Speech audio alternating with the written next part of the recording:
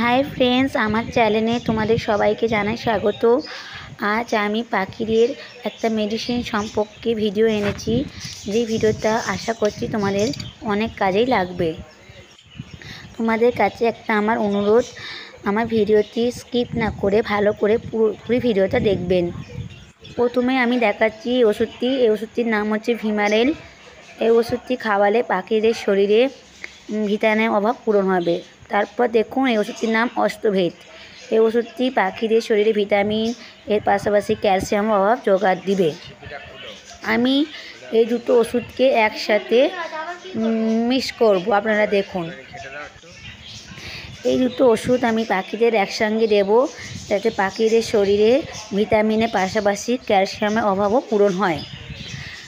পাখিরা যখন ব্রিডিং করে এবং ব্রিডিং করার পর যখন ডিম পাড়ে, তাদের শরীরে ক্যালসিয়াম অভাব দেখা যায়।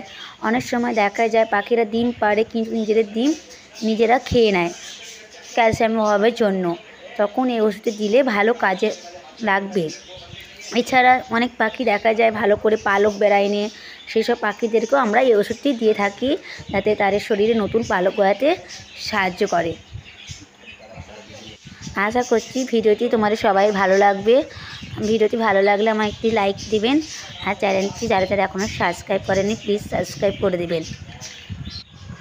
এই ওষুধটি আপনারা 1 কাপ জলে বা ছোট 1 বাটি জলে 20 ড্রপ মতন দিয়ে ভালো করে ওষুধটি মেশাবেন।